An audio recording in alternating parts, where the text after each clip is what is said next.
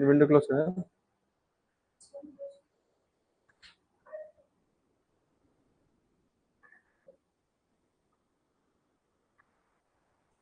अभी ठीक है, देख लो शो कर रहा है तो ठीक, उसके बाद फिर स्टार्ट करेंगे।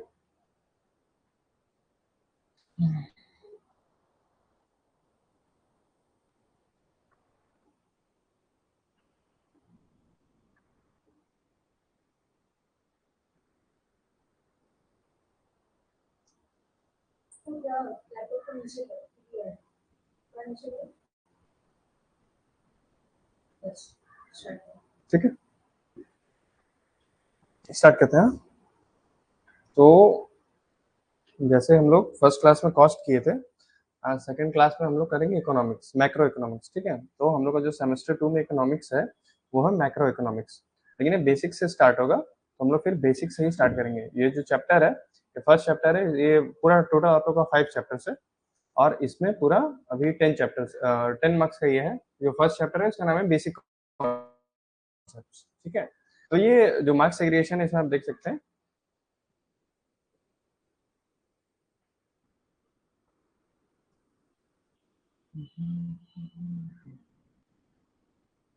जो मार्क्स सेग्रीगेशन है वो ये 2+2+2 यानी शॉर्ट क्वेश्चन आएगा, इससे 2-2 मार्क्स का, या डेफिनेशन या कुछ आपसे ऐसे करके पूछ लेगा। ठीक है, लेकिन इंपॉर्टेंट चैप्टर है क्योंकि इससे अगर बेसिक्स क्लियर हो जाएगा तो बाकी का आगे का जो भी है वो सब भी क्लियर हो पाएगा। ठीक है, तो एकदम बेसिक से बेसिक स्टार्ट करते हैं। तो फर्स्ट क्वेश्चन है वो है इकोनॉमिक्स।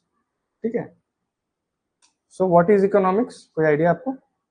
आप लोग इकोनॉमिक्स था तो 11th में नहीं था इकोनॉमिक्स। अच्छा, तो इकोनॉमिक्स बेसिकली क्या होता है कि कोई भी हम लोग का जो भी इकोनॉमी है, मतलब एक कंट्री है, ठीक है, तो कंट्री में जो भी रिसोर्सेज है वो लिमिटेड है कि अनलिमिटेड है? नहीं, रिसोर्सेज जो भी होता है वो लिमिटेड होता है। जैसे कि अपने कंट्री में जो गोल्ड है, वो गोल्ड लिमिटेड है कि अनलिमिटेड है? जितना गोल्ड चाहिए उतना गोल्ड मिल जाएगा कि एक लिमिट है उसका? लिमिट है। जैसे वाटर रिसोर्सेज है, वाटर वाटर लिमिटेड है कि अनलिमिटेड है? मतलब मिनरल वाटर जो ड्रिंक कर सकते हैं जिसको, वो भी लिमिटेड है। ठीक है, तो क्या होता है कि जो भी हम लोग का रिसोर्सेज है वो लिमिटेड है, बट क्या हम लोग का डिजायर्स लिमिटेड है? डिजायर्स मतलब इच्छा, इच्छा अनलिमिटेड है। तो इकोनॉमिक्स हम लोग को हेल्प करता है कि ये जो बीच का गैप रहता है, लिमिटेड और अनलिमिटेड के बीच का जो गैप है, उसको फिलफिल करता है। ठीक है, तो इकोनॉमिक्स का डेफिनेशन क्या है? Economics is the study of how individuals, business, governments and societies make decisions about allocating scarce resources। scarce मतलब क्या हुआ? लिमिटेड, जो मतलब छोटे रूप में बहुत कम है। scarce to satisfy their needs and wants। their needs and wants मतलब इंडिविजुअल का, बिजनेस का, गवर्नमेंट का जो भी नीड्स और है उसको सेटिस्फाई करने के लिए स्कार्स रिसोर्सेज को यूज करना, ताकि ऑप्टिमम यूज हो सके और अपना जो नीड्स और वांट्स है वो भी पूरा तरह से सेटिस्फाई हो सके। यानी कम से कम क्वांटिटी में ज्यादा से ज्यादा प्रोडक्शन करना एफिशिएंटली हो गया। ठीक है, समझ में आ रहा है इकोनॉमिक्स का मतलब? इकोनॉमिक्स मतलब क्या? जितने रिसोर्सेस है उसको ऑप्टिमली यूटिलाइज करें ताकि हम लोगों का जो भी नीड्स और वांट्स है वो सेटिस्फाई हो सके। तो उसको हेल्प करता है, उसको करने में क्या चीज? इकोनॉमिक्स हेल्प करता है। समझ में आया ये चीज? उसके बाद क्या है? It examines how people use resources such as time, money, labour and natural materials. जो भी नेचुरल मटेरियल है, लेबर है, मनी है, उसको किस तरह से पीपल यूज करते हैं, क्यों यूज करते हैं? अपने नीड्स को और वांट्स को सेटिस्फाई करने के लिए। तो ये जाके हम लोग को पता चलता है किसके हेल्प से? With the help of economics. ठीक है, to produce goods and services. अच्छा, जो भी ह्यूमन है उसके कंजम्पशन के लिए ब्रॉडली क्या चीज होता है? कुछ गुड्स होता है, कुछ सर्विसेज होता है। जैसे कि हम लोग हेयर कट कराते हैं वो सर्विसेज हो गया, अभी हम लोग लैपटॉप यूज कर रहे हैं तो वो क्या हो गया? गुड्स हो गया। तो कुछ भी होता है वो दो ही टाइप का होता है, एक गुड्स होता है, एक सर्विस होता है। गुड्स क्या होता है? टेंजिबल होता है, और सर्विसेज क्या होता है? इनटेंजिबल होता है। तो मनी, लेबर, नेचुरल मटेरियल्स और टाइम लगा के हम लोग क्या बनाते हैं? Goods and services. क्यों? अपना नीड्स और वांट्स को सेटिस्फाई करने के लिए। And how these are distributed among individuals and group. अच्छा, जो भी गुड्स एंड सर्विसेज है वो हम लोग अपने पास तो रखेंगे नहीं, सबके नीड्स और सेटिस्फाई करने के लिए क्या करेंगे? जो भी डिफरेंट डिफरेंट इंडिविजुअल्स और ग्रुप्स का ग्रुप है उन लोगों को हम लोग क्या कर देंगे? डिस्ट्रीब्यूट करेंगे, ताकि उन लोगों का भी क्या हो सके? वांट्स, जो नीड्स है वो क्या हो सके? सेटिस्फाई हो सके, फुलफिल हो सके। तो मतलब क्या है इकोनॉमिक्स का? इकोनॉमिक्स एक ऐसा स्टडी है जो हम लोगों को सिखाता है कि जो भी हम लोग के पास रिसोर्सेज है स्कार्स क्वांटिटी में, उसको हम लोग एफिशिएंटली एलोकेट करके उसका यूटिलाइज करें, ताकि जो बेसिक हम लोग का नीड्स और वांट्स है वो सेटिस्फाई हो सके। समझ में आया इकोनॉमिक्स मतलब क्या होता है? तो ये हो गया इकोनॉमिक्स, ठीक है। अब इकोनॉमिक्स बहुत सारे टाइप्स का होता है, मेनली जो हम लोग यहाँ पे पढ़ेंगे वो ये दोनों पढ़ेंगे, ठीक है, मैक्रो और माइक्रो। तो हम लोग जो फर्स्ट सेमेस्टर में था उसमें क्या था? माइक्रो था, और सेकंड सेमेस्टर में क्या है? मैक्रो है। तो माइक्रो इकोनॉमिक्स और मैक्रो इकोनॉमिक्स है जो बहुत एकदम सिंपल सा डेफिनेशन है, आगे और इलेबोरेटली पढ़ेंगे, अभी मोटा मोटी समझ लेते क्या है। तो माइक्रो इकोनॉमिक्स क्या होता है? Focuses on individual units like house hold, firms and markets. अच्छा, एक इकोनॉमी है, ठीक है। इकोनॉमी मतलब क्या होता है? जैसे हम लोग ज्योग्राफी में एक एक कंट्री को बोलते हैं, जैसे कंट्री बोलते हैं, तो वैसे ही इकोनॉमिक्स में एक एक कंट्री को हम लोग किस नाम से जानते हैं? इकोनॉमी के नाम से जानते हैं, ठीक है। जैसे एक बड़ा इकोनॉमी है तो उसमें बेसिकली ब्रॉडली बहुत डिवीजन हो सकता है, लेकिन मेजरली 3 डिवीजन में इसको हम लोग डिवाइड करेंगे। इसमें एक होता है हाउस होल्ड, एक होता है फर्म, और बाकी जो मार्केट्स है, यही तीनों का कॉम्बिनेशन करके एक इकोनॉमी रन होता है। फर्म्स क्या करता है? गुड्स प्रोड्यूस करता है, ठीक है, और वो गुड्स प्रोड्यूस करके कहाँ देता है? मार्केट में। मार्केट में उसका क्या होता है? सेल परचेज होता है।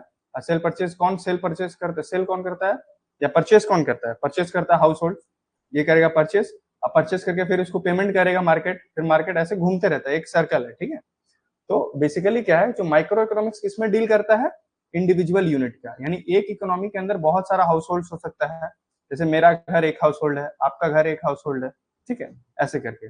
फर्म्स, जैसे बहुत सारा डिफरेंट डिफरेंट फर्म्स है, कोई स्टील मैन्युफैक्चरिंग कर रहा है, कोई आयरन मैन्युफैक्चरिंग, ऐसे कर करके तो उस सब का फर्म्स हो गया। और मार्केट्स तो देखते हैं डिफरेंट डिफरेंट मार्केट्स है। तो माइक्रो इकोनॉमिक्स इंडिविजुअल यूनिट्स के ऊपर फोकस करता है, ठीक है, यानी स्मॉल स्केल जो भी एक इकोनॉमी के अंदर चल रहा है उसके ऊपर फोकस करता है। और एक किस चीज के ऊपर में स्टडीज करता है? How decisions are made regarding resource allocation, मतलब जो भी हम लोग रिसोर्स को किस तरह से एलोकेट कर रहे हैं।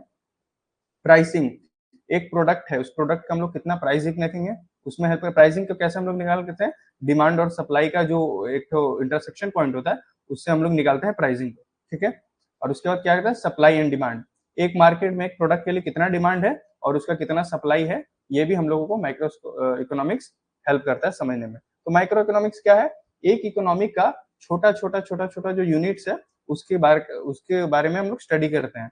तो उसमें उस इकोनॉमिक्स को क्या बोलते हैं? माइक्रो इकोनॉमिक्स, ठीक है। अब माइक्रो है तो एक मैक्रो भी होगा।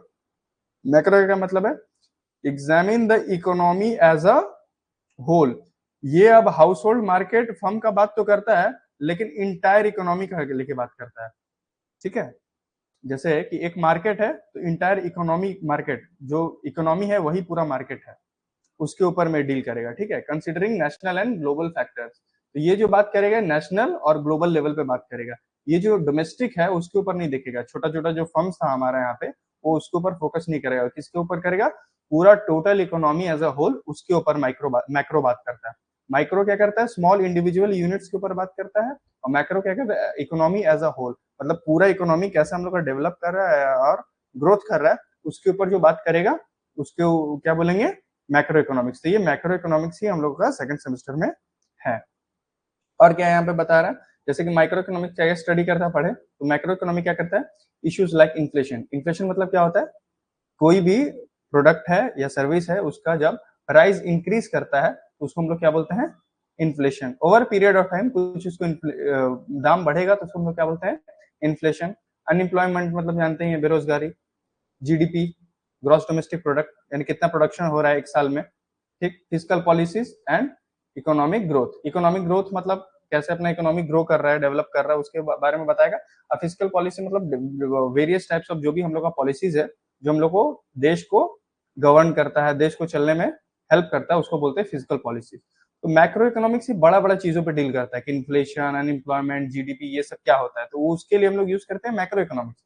और जो माइक्रो इकोनॉमिक्स है स्मॉल स्केल पे काम करता है, जैसे कि रिसोर्स प्राइसिंग, सप्लाई, डिमांड, एक इंडस्ट्री का कितना डिमांड हुआ, सप्लाई हुआ, उसके ऊपर बात करता है। और मैक्रो पूरा एक इकोनॉमी एज अ होल उसके ऊपर में बात करता है। समझ में आया दोनों के बीच में डिफरेंस? आगे और अच्छे से पढ़ेंगे, ठीक है। उसके बाद क्या है? और एक दो तरह का होता है, उसको बोलते हैं ये आप पढ़ सकते हैं, इतना इंपॉर्टेंट नहीं है बट स्टिल जानकारी के लिए अच्छा है। Positive economics and normative economics. Positive economics क्या होता है? Concern with factual statements and objective analysis. तो इसका जो मोटा मोटी जो पॉजिटिव इकोनॉमिक्स का मेन मतलब क्या होता है? What is rather than what ought to be. ठीक है, जैसे बोला कि हम लोगों को 2024 में 1000 यूनिट प्रोड्यूस करना चाहिए था, लेकिन एक्चुअली कितना किए हम लोग? 800। ये एक्चुअल है और ये स्टैंडर्ड है। तो जो पॉजिटिव इकोनॉमिक्स है वो कौन सा फिगर लेगा? जो एक्चुअल है कि स्टैंडर्ड है? एक्चुअल वाला फिगर लेगा कि हाँ हम लोग का कितना प्रोडक्शन हुआ, 800 यूनिट्स ही प्रोडक्शन हुआ, तो उसको ही ये कंसिडर करेगा। ठीक है, और यानी किसके ऊपर बात करते हैं exam? What is rather than what ought to be. Ought to be मतलब क्या होना चाहिए था, क्या होना चाहिए था 1000 बट हुआ कितना? 800। तो जो पॉजिटिव इकोनॉमिक्स है वो किसको वैल्यू करेगा? 800 को करेगा, 1000 को वैल्यू नहीं करेगा, अगर हम लोग पॉजिटिव इकोनॉमिक्स के व्यू से देखेंगे तो। और नॉर्मेटिव इकोनॉमिक्स इसका पूरा ही उल्टा है। वो किसको वैल्यू करता है? कितना होना चाहिए था, ना कि कितना हुआ। फिर उस ऑब्वियसली इसको भी वैल्यू करके वो देखेगा कि कितना हम लोग का कैपेसिटी कम हुआ है, इनकैपेसिटी है, वो उसको भी वैल्यू करेगा। बट मोटा मोटी क्या है कि पॉजिटिव इकोनॉमिक्स इसमें बात करता है कि व्हाट इज, क्या होना चाहिए, rather than what ought to be. और ये क्या है? नॉर्मेटिव इकोनॉमिक्स है based on value judgements and opinions, focuses on what ought to be, क्या होना चाहिए उसके ऊपर। जैसे जो रिजिड है, रिजिड रूल्स एंड रेगुलेशंस है, उसके ऊपर में ये बात करता है। समझ में आया ये पॉइंट दोनों? ठीक है, पॉजिटिव इकोनॉमिक्स और नॉर्मेटिव इकोनॉमिक्स। नॉर्मल एग्जाम के लिए उतना इंपॉर्टेंट नहीं है बट ऐसे नॉलेज रहेगा अच्छा। ठीक है, उसके बाद क्या है? Development economics. डेवलपमेंट इकोनॉमिक्स क्या आता है? Studies economic growth and development specially in low income countries. बहुत सारे कंट्री है जिसका लो इनकम है। ठीक है, तो उन कंट्रीज में कैसे हम लोग इकोनॉमिक ग्रोथ और डेवलपमेंट को बूस्ट कर सकते हैं, उसके लिए हम लोग को जो इकोनॉमिक्स का दरकार लगता है उसका नाम क्या है? Development economics. ये किसी में हेल्प करता है? एक जो लो इनकम कंट्रीज है या फिर जिसका लो जीडीपी है, उनका ग्रोथ कराने में या फिर डेवलपमेंट कराने में, तब जाके जो यूज लगता है उसको बोलते हैं डेवलपमेंट इकोनॉमिक्स। उसके बाद क्या है? Behavioural economics. और डेवलपमेंट इकोनॉमिक्स का बहुत सारा पार्ट, मतलब क्या क्या फोकस करता है मेनली? पॉवर्टी को कैसे कम कर सके, यानी गरीबी को कैसे कम करें। इंडस्ट्रियलाइजेशन की ज्यादा से ज्यादा इंडस्ट्री लग सके। अगर इंडस्ट्रियलाइजेशन होगा तो इसका मतलब क्या है कि ऑटोमेटिकली नया इंडस्ट्री जब आएगा तो हम लोग का क्या होगा? एम्प्लॉयमेंट बढ़ेगा, क्योंकि बढ़ेगा ना, एम्प्लॉइज का दरकार पड़ेगा। तो एम्प्लॉयमेंट अगर बढ़ेगा तो सबका अर्निंग होगा, और अर्निंग होगा तो क्या प्रोडक्ट हम लोग का जो पॉवर्टी है वो कम हो जाएगा। और एजुकेशन को भी बूस्ट करता है, जैसे कि ज्यादा से ज्यादा टीचिंग दे पाए सबको। तो ये हो गया डेवलपमेंट इकोनॉमिक्स के बारे में। ठीक, उसके बाद क्या है? Behavioural economics combines economics with psychology to study how people make decisions. अच्छा, बिहेवियरल इकोनॉमिक्स क्या करता है? इकोनॉमिक्स और साइकोलॉजी को कंबाइन करता है। कंबाइन करके क्या करता है? स्टडी करता है हाउ पीपल मेक डिसीजंस। तो बहुत सारा पीपल, बहुत सारा, अब जितना बायर है उतना तरह का नीड्स है, सबका नीड को तो सेटिस्फाई हम लोग नहीं कर सकते। तो इधर क्या करता है कि जो लोग का नॉर्मल पैटर्न होता है डिसीजन बनाने का, उसको थ्रू साइकोलॉजी समझता है, और उसको समझने के बाद इकोनॉमिक्स के हेल्प से एक डिसीजन लेता है, ताकि हम लोग का जो सेल्स का वॉल्यूम है वो बढ़ता रहे ऊपर की तरफ। समझ में आए? ये होता है बिहेवियर इकोनॉमिक्स। और इसमें बहुत सारे challenges the traditional assumption of rational behaviour. अच्छा, रैशनल बिहेवियर मतलब क्या गया कि अगर सपोज करते हैं कि मार्केट में अगर कोई आया है तो कुछ खरीद के ही जाएगा, बट क्या ये सही है बात कि जो हमेशा आएगा तो खरीदेगा नहीं? तो उसमें हेल्प करता है साइकोलॉजी कि अच्छा कौन लेगा कौन खरीदेगा। जैसे हर दुकानदार सबके ऊपर दिमाग नहीं लगाता है, उसको पता है कौन लेगा, किसके ऊपर ज्यादा दिमाग लेना है और कौन नहीं लेगा। तो वो कैसे एनालाइज कर पाता है इस चीज को? With the help of psychology. और अगर इसमें इकोनॉमिक्स को साथ में जोड़ देते हैं तब जाके जो बनता है उसको बोलते हैं बिहेवियरल इकोनॉमिक्स। ठीक है, उसके बाद इन्वायरमेंटल इकोनॉमिक्स। इन्वायरमेंटल इकोनॉमिक्स क्या होता है? Analyses the economic impact of environmental policies and sustainable practices. तो जो हम लोग का जो भी कंट्री है उसमें हम लोग को इन्वायरमेंट को भी लेके चलना पड़ेगा। तो बहुत सारा जो गवर्नमेंट है, इन्वायरमेंटल पॉलिसी और सस्टेनेबल पॉलिसी, मतलब जो लंबे समय तक हम लोगों को रिटर्न दे सके, ऐसा सारा पॉलिसीज हम लोगों को बनाता है। बट ये पॉलिसीज कितना कारगर है हम लोग के लिए, यानी इसका इकोनॉमिक इम्पैक्ट क्या पड़ रहा है, मतलब एक इकोनॉमी में कैसे हेल्प कर रहा है, उसको समझने के लिए एनवायरमेंटल इकोनॉमिक्स हेल्प करता है। और एक किस चीज में फोकस करता है, और रिसोर्स मैनेजमेंट, मतलब जो भी रिसोर्स हम बताए जैसे कि स्कार्स है, तो वो जो लिमिटेड रिसोर्सेज है उसको अच्छे से यूज करने के लिए और अच्छे से यूटिलाइज करने के लिए हेल्प करता है। एंड टैकलिंग क्लाइमेट चेंज, तो बहुत सारा क्लाइमेट चेंज भी हो रहा है, हमेशा होते रहता है। जैसे गर्मी आएगा, फिर बारिश का दिन आएगा, फिर ठंडा आएगा, ऐसे करके। तो इस सब के टाइम में इकोनॉमी तो बंद नहीं रह सकता, इकोनॉमी को तो हमेशा रन करना पड़ेगा। तो उसमें भी ये हम लोगों को हेल्प करता है, इन्वायरमेंटल इकोनॉमिक्स। तो अभी तक यही हम लोग समझे कि इकोनॉमिक्स क्या होता है, उसका वेरियस पार्ट्स क्या होता है। लेकिन हम लोग के लिए इस चैप्टर मतलब सेमेस्टर के लिए क्या इंपॉर्टेंट है, मैक्रो इकोनॉमिक्स। ठीक है, कुछ डाउट कोई भी?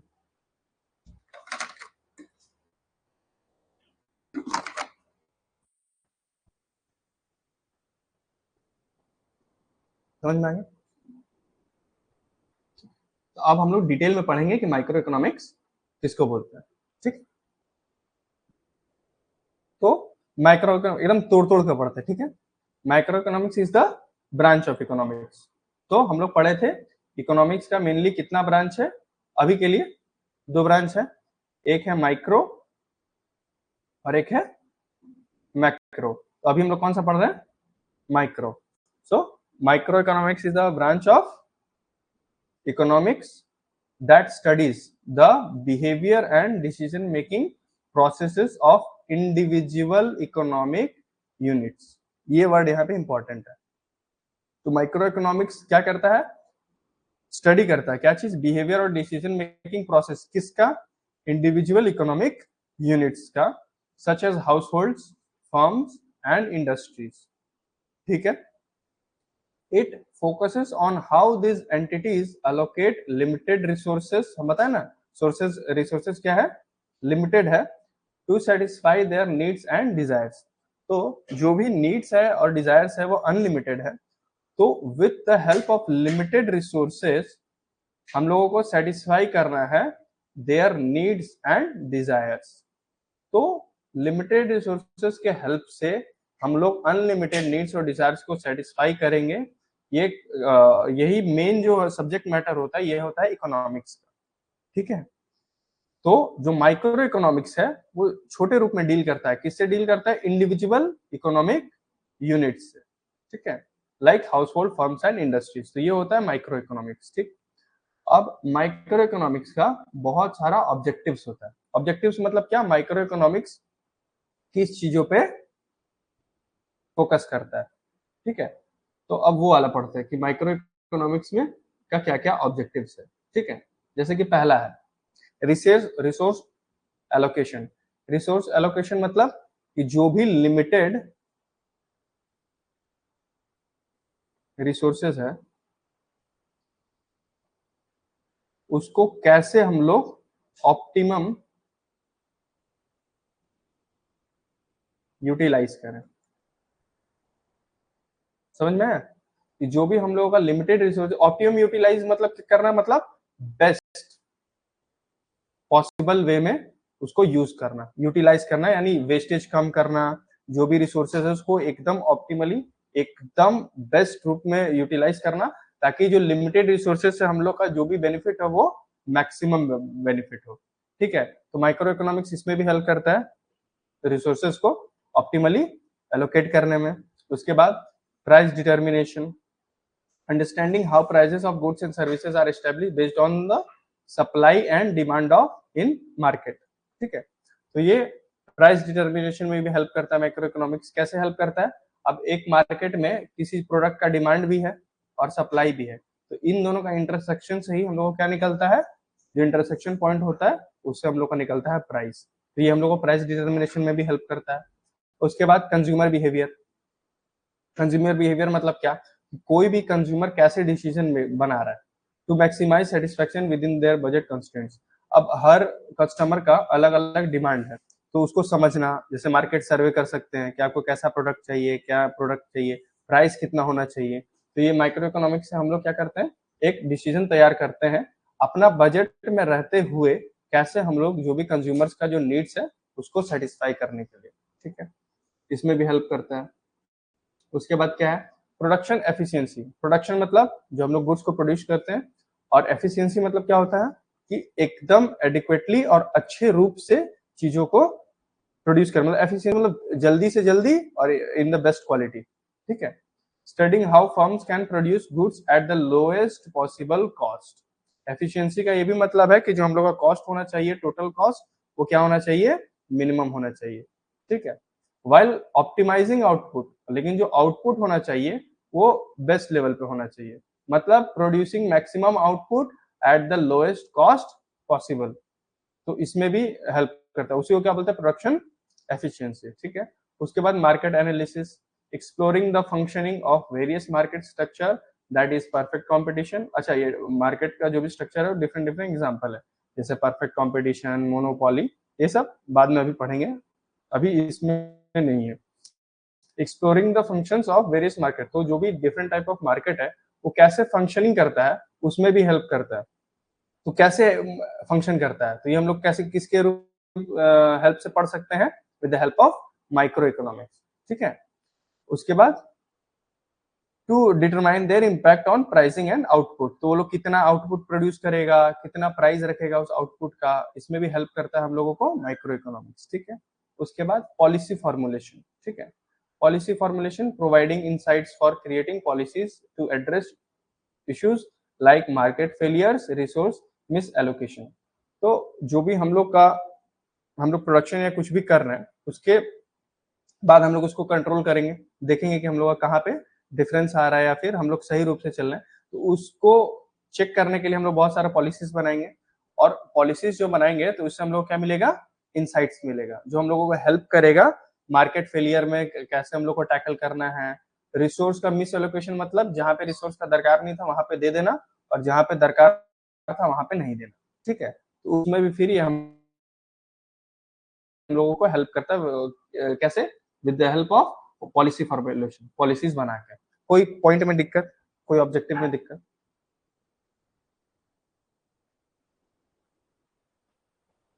कोई ऐसा पॉइंट जो नहीं समझ आया, कोई ऐसा वर्ड जो समझ नहीं आया।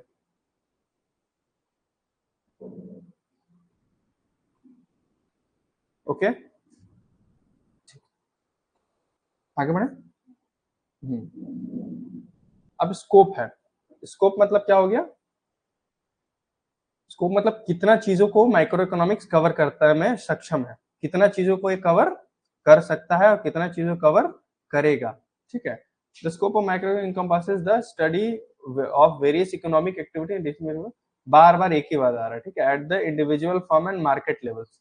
ये नेशनल लेवल या फिर क्या बोलते हैं, इकोनॉमी के लेवल पे नहीं करेगा, ये एक इकोनॉमी के अंडर में जो वेरियस इंडिविजुअल्स है, फर्म है और मार्केट लेवल्स है, उसको ही ये स्टडी करेगा, ठीक है। तो उसमें जो सबसे पहला है चीज है वो क्या है, कंज्यूमर बिहेवियर। तो माइक्रो इकोनॉमिक्स क्या एनालाइज करता है, how individuals and house holds make consumption decisions.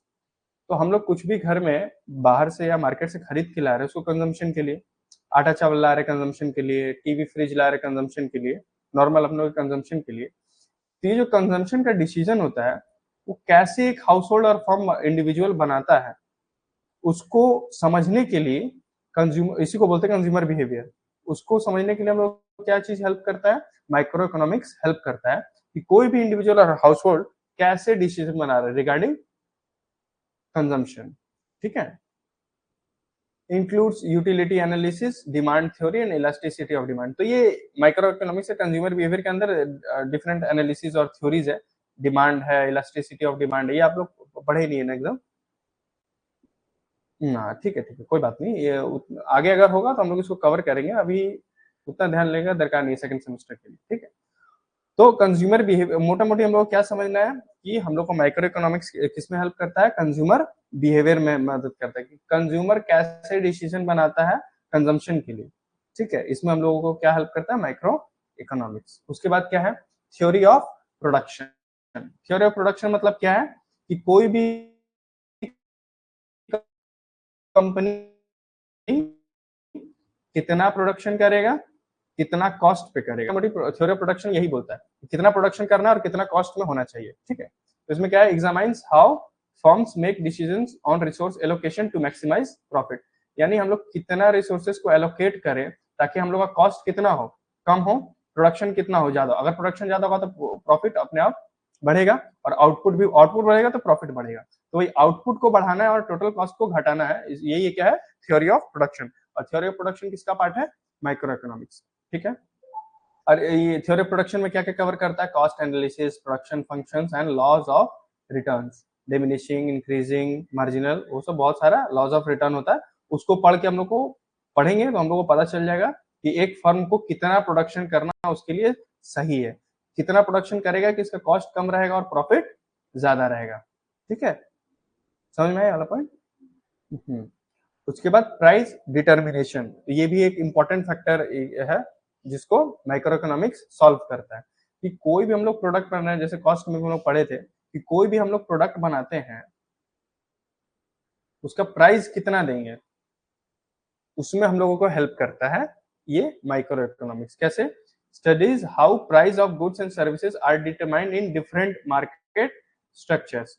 अच्छा, मार्केट अलग है तो सबका डिमांड अलग है, सबका सप्लाई अलग है, उसके हिसाब से एक प्राइस कितना होना चाहिए वो डिटरमाइन करने में हेल्प करता है हम लोगों को माइक्रो इकोनॉमिक्स। ठीक है, अभी डिफरेंट टाइप ऑफ मार्केट से, जैसे एक परफेक्ट कंपटीशन। परफेक्ट कंपटीशन मतलब कि ऐसा मार्केट स्ट्रक्चर होता है जिसमें जितना बायर्स रहता है उतना ही सेलर्स रहता है, सबको प्राइस का नॉलेज रहता है, पूरा मार्केट में एक ही प्राइस चलता है। ठीक है, तो इसको बोलता है परफेक्ट कंपटीशन। और भी दो तीन इसका फीचर्स है। मोनोपोली मतलब क्या होता है? ऐसा मार्केट जिसमें सिर्फ एक सेलर रहता है, बाकी सब बायर रहता है। ठीक है, ओलिगोपोली में कुछ सेलर रहता है और ज्यादा बायर रहता है। ठीक है, इसके एग्जांपल्स है, ब्रॉड एग्जांपल्स है, आगे थर्ड या फोर्थ में होगा तो फिर इसको और अच्छे से पढ़ेंगे। ठीक, अभी के लिए समझ लीजिए कि मोनोपोली मतलब क्या होता है कि जिसमें एक सेलर रहता है, मेनी बायर्स रहता है। ओलिगोपोली में फ्यू सेलर्स, मेनी बायर्स। और परफेक्ट कंपटीशन में क्या होता है? Equal number of buyers and sellers. ये तीन तरह का मार्केट है, तो तीनों में प्राइस स्ट्रेटेजी अलग होता है।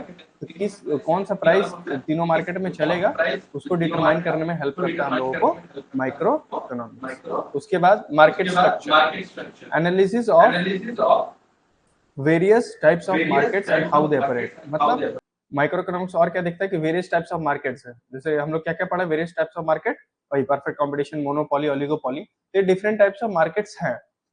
तो ये कैसे ऑपरेट करते हैं, ये भी सब्जेक्ट मैटर है माइक्रो इकोनॉमिक्स का, कि कैसे ऑपरेट कर रहा है ये सब। ठीक है, उसके बाद और इसी के अंडर में क्या क्या पार्ट्स आता है? Competition, price discrimination, market efficiency. Price discrimination मतलब एक ही प्रोडक्ट के लिए अलग लोगों से अलग प्राइस चार्ज करना, उसको क्या बोलते हैं? Price discrimination. ठीक है, कुछ कोई पॉइंट समझ नहीं है?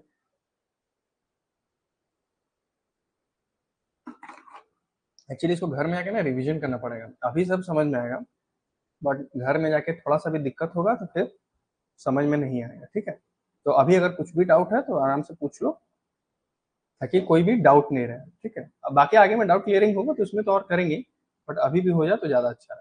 और फैक्टर प्राइसिंग, फैक्टर प्राइसिंग मतलब क्या होता है? हम लोग कुछ भी प्रोडक्शन करते हैं उसके लिए हम लोग को फैक्टर चाहिए, मेनली वो चार चीज में है। अच्छा, जैसे हम लोग यहाँ पे क्लासेस चल रहे हैं तो क्लासेस एक रूम में है, तो रूम अपना क्या हो गया? लैंड। इसमें लेबर कौन कौन लग रहा है? हम जैसे यहाँ पे टीचिंग है, हम यहाँ पे पढ़ा रहे हैं तो हम हो गए लेबर। इस रूम को सेटअप करने के लिए कलरिंग जो भी है, लैपटॉप, उसके लिए हम लोगों को कैपिटल लगा। कैपिटल मतलब कुछ अमाउंट लगा। एंड इंटरप्रेन्योरशिप मतलब इसको मैनेज करने के लिए दिमाग लग रहा है। तो बेसिकली कुछ चीजों, कोई भी चीज बनाना हो या प्रोड्यूस करना हो या सर्विस प्रोवाइड करना हो, उसके लिए बेसिक चार चीजें जो लगता ही लगता है, उसको बोलता है लैंड, लेबर, कैपिटल, ऑर्गेनाइजेशन। इसी को क्या बोलता है? Factors of production. तो ये फैक्टर्स ऑफ प्रोडक्शन फ्री में तो मिलता नहीं है, इसके लिए भी कुछ हम लोगों को प्राइस पे करना पड़ता है। तो कितना प्राइस पे करना है और कितना नहीं करना है, इसी को बोलते हैं फैक्टर प्राइसिंग। और ये भी एक सब्जेक्ट मैटर किसका है? माइक्रो इकोनॉमिक्स का। ठीक है, और इसमें बहुत सारे थ्योरीज है like wages, rent, interest, profit. अच्छा, जो लेबर है उसको हम लोग क्या पेमेंट करते हैं? वेजेस। जो लैंड है उसके लिए हम लोग क्या देते हैं? रेंट। कैपिटल के लिए हम लोग क्या देते हैं? इंटरेस्ट। और जो इंटरप्रेन्योरशिप है, जो दिमाग लगा रहा है, जो ये सब कर रहा है, वो लास्ट में उसको अर्निंग क्या होगा, उसको क्या बोलते हैं? प्रॉफिट। तो जो जो भी फैक्टर्स ऑफ प्रोडक्शन है वो रन करेगा, उसको रन करने के लिए कुछ हम लोग को प्राइस देना पड़ेगा, और उसको जब वो रन करेगा तो उसके लिए उसको रिटर्न भी मिलेगा। तो इसी को बोलते हैं फैक्टर प्राइसिंग और थ्योरी ऑफ फैक्टर प्राइसिंग। और उसी से ये सब्जेक्ट मैटर किसका है? माइक्रो इकोनॉमिक्स का है। तो जो माइक्रो इकोनॉमिक्स है बेसिकली ये 5 चीजों में डील करता है। Consumer behaviour, theory of production, price determination, market structure study और फैक्टर प्राइसिंग के ऊपर। ठीक है, तो ये सब्जेक्ट मैटर है माइक्रो इकोनॉमिक्स का। लेकिन माइक्रो इकोनॉमिक्स हो चुका है, ये आप पढ़ सकते हैं समझने के लिए, एग्जाम में भी दे सकते हो, 2 मार्क्स में पूछ सकते हैं। ठीक है, उसके बाद आता है मैक्रो इकोनॉमिक्स। Micro clear? अब ये सेकंड में हम लोग का सेमेस्टर के लिए यही इंपॉर्टेंट है, ये मैक्रो इकोनॉमिक्स, और आगे जो 4 चैप्टर बचे उसमें और डिटेल में आए। ठीक है, तो वापस हम जैसे बताए थे इकोनॉमिक्स का 2 पार्ट था, एक था माइक्रो, एक था मैक्रो। अब हम लोग किसको कवर करेंगे? मैक्रो को। वही same definition, macro economics is the branch of economics that studies the behavior, performance and structure of the economy as a whole। यहाँ पे क्या इंपॉर्टेंट वर्ड है? Of the economy as a whole. उसमें individual units था, जैसे एक कोई market, कोई एक इंडिविजुअल, कोई एक हाउस होल्ड, लेकिन इसमें हम लोग किसको पढ़ेंगे? Entire economy as a whole. It focuses on large scale economic factors and aggregates such as national income. National income मतलब एक नेशन में या फिर एक इकोनॉमी का कितना इनकम है, कितना उसमें से क्या बोलते हैं, अब अगर रेवेन्यू है तो कुछ कॉस्ट भी होगा, तो ये रेवेन्यू माइनस कॉस्ट आएगा तो वो प्रॉफिट आएगा, इनकम आएगा। ठीक है, तो उसको बोलते हैं नेशनल इनकम। इन्फ्लेशन जैसे कि जो प्राइस इंक्रीज होता है वो, अनएम्प्लॉयमेंट जानते ही हैं, economic growth and government policies. तो ये बड़े बड़े चीजों में डील करता है, एक एग्रीगेट वैल्यू देता है। ठीक है, of the economy as a whole. तो मैक्रो क्या करता है? एक ब्रांच ऑफ इकोनॉमिक्स है जो इंटायर इकोनॉमी को समझता है, उसका स्टडी करता है, उसका बिहेवियर, परफॉर्मेंस और स्ट्रक्चर, और क्या करता है? लार्ज स्केल इकोनॉमिक्स फैक्टर्स के ऊपर ये क्या बोलते हैं, स्टडी करता है, और एक डिटेल हम लोग को प्रोवाइड करता है जो कि एग्रीगेट होता है entire economy as a whole के ऊपर।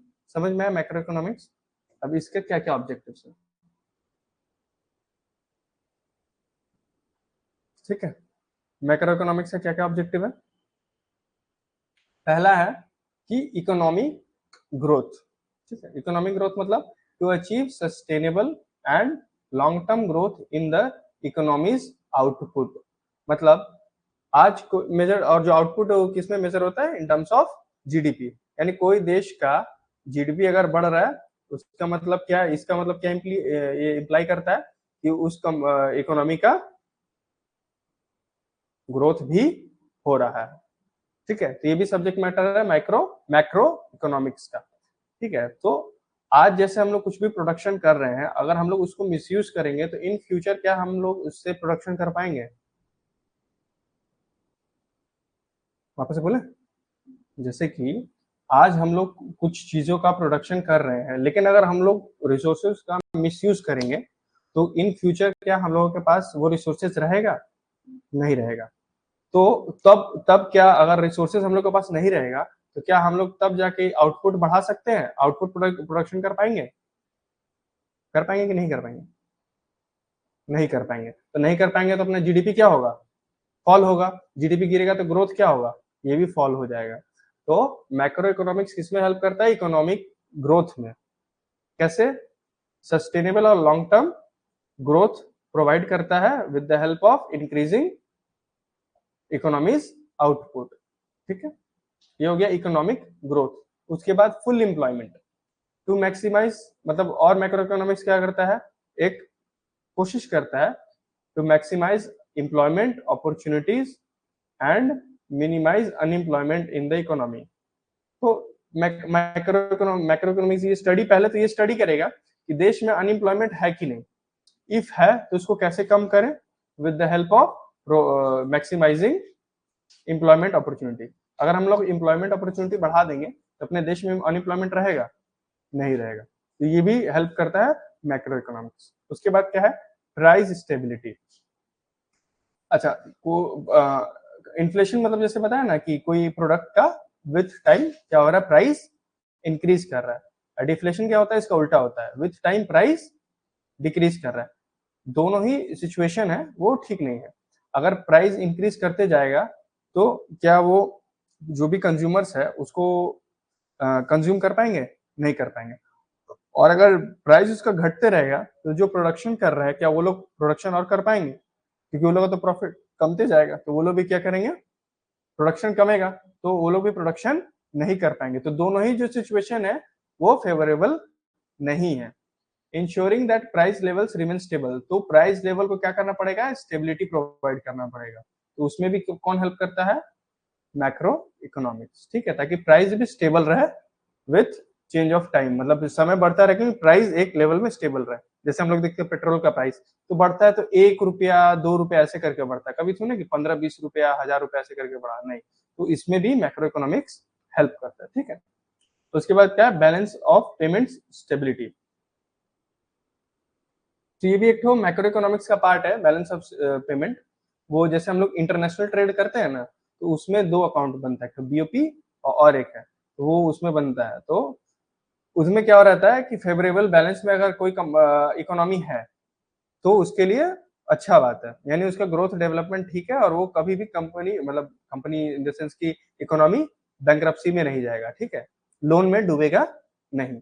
तो उसको भी इंश्योर करता है मैक्रो इकोनॉमिक्स, ठीक है। ये थोड़ा कॉम्प्लेक्स टॉपिक है, ये शायद नहीं है ना सिलेबस में, बैलेंस ऑफ पेमेंट नहीं है। तो बैलेंस पेमेंट्स मतलब स्टेबिलिटी, मतलब क्या कि बैलेंस ऑफ पेमेंट में 2 ही साइड रहता है, एक वैसे ही एक रेवेन्यू का और एक इनफ्लो और एक आउटफ्लो का रहता है, ठीक है। तो कितना इनफ्लो हुआ कितना आउटपुट हुआ उसमें एक स्टेबिलिटी रहना चाहिए। अगर हम लोग का ज्यादा इनफ्लो हो जाएगा या ज्यादा आउटफ्लो हो जाएगा तो दोनों हम लोगों के लिए जो सिचुएशंस है वो अनफेवरेबल रहेगा, कोई भी एक इकोनॉमी के लिए, ठीक है। किसी को लोन ज्यादा दे देना है, किसी से लोन कम मतलब किसी को ज्यादा दे देना या खुद ज्यादा ले लेना, दोनों ही खराब चीज है, ठीक है। तो उसमें भी हेल्प करता है। उसके बाद इक्विटेबल डिस्ट्रीब्यूशन ऑफ इनकम।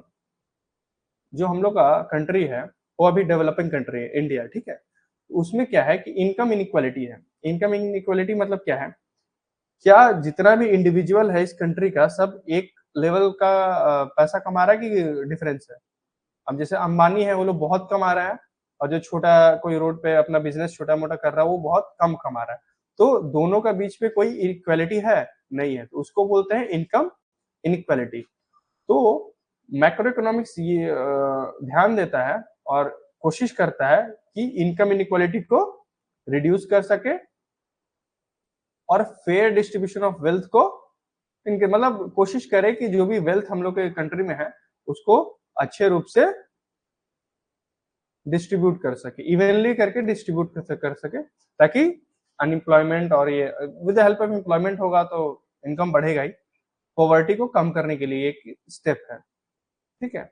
और इसके बाद क्या है, economic efficiency to ensure optimal use of resources to achieve the highest economic output. वही बार बार जो पॉइंट इकोनॉमिक्स में घूम के आता है कि रिसोर्सेज कम से कम यूज हो और आउटपुट मैक्सिमम हो, तो इसमें भी हेल्प करता है। अगर कोई भी इकोनॉमी जो भी रिसोर्सेज है उसका बेस्ट यूज करके कम से कम रिसोर्सेज में हाईएस्ट इकोनॉमिक मतलब आउटपुट दे पा रहा है, तो वो कंपनी का जो भी अपना इकोनॉमी है वो इकोनॉमिकली बहुत ही एफिशिएंट है। समझ में आया? Last point, monetary and physical policy management to regulate monetary policy and government spending to stabilize the economy. तो ये नेशनल लेवल पे होता है, जैसे मॉनिटरी पॉलिसी जैसे आरबीआई जो इशू करता है, ठीक है। तो जो भी हम लोग का मनी से रिलेटेड रहता है वो, और फिजिकल पॉलिसीज जो अपना बजट में आता है उसको बोलते हैं फिजिकल पॉलिसी। तो ये दोनों में भी हेल्प करता है अपने को मैक्रो इकोनॉमिक्स, ठीक है। ये थोड़ा कॉम्प्लेक्स टॉपिक है, ये बाद में आएगा, ठीक है। समझ में आया कोई एक पॉइंट, कोई एक वर्ड कुछ समझ नहीं आया? Growth, full employment, price stability, balance of payment stability, equitable distribution of income, economic efficiency, monetary and fiscal policy management. समझ में आ रहा है ना? ठीक है। अब वापस से पढ़ते हैं स्कोप ऑफ मैक्रो इकोनॉमिक्स, मतलब मैक्रो इकोनॉमिक्स कहाँ कहाँ तक पढ़ने में सक्षम है, ठीक। पहला ही टॉपिक है नेशनल इनकम। तो मैक्रो इकोनॉमिक्स किसमें हेल्प करता है, measurement and analysis of a countries income through indicators like gross domestic product, gross national product, net national income. तो एक कंपनी का कितना, एक सॉरी कंट्री का कितना इनकम है ये मेजर करता है with the help of national income, और नेशनल इनकम किसका सब्जेक्ट मैटर है? मैक्रो इकोनॉमिक्स का, ठीक है।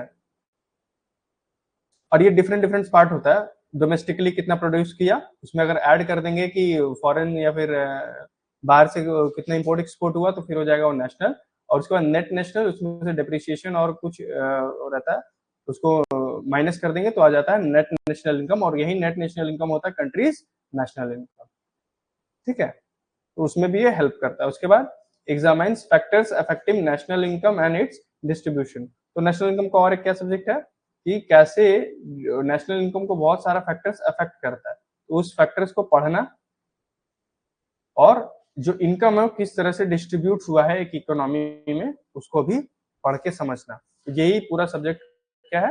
नेशनल इनकम का, ठीक है। ये लेकिन किस में पढ़ेंगे हम लोग? मैक्रो इकोनॉमिक्स, माइक्रो में ये नहीं रहेगा। उसके बाद क्या है? Employment and unemployment, studies labour market trends, employment levels and causes of unemployment. तो अनएम्प्लॉयमेंट है तो उसका कॉजेज क्या है ये पढ़ेंगे। एम्प्लॉयमेंट लेवल्स की एक कंपनी में, एक इकोनॉमी में, डिफरेंट स्टेट्स में, डिफरेंट इंडस्ट्रीज में एम्प्लॉयमेंट का क्या लेवल है वो पढ़ेंगे।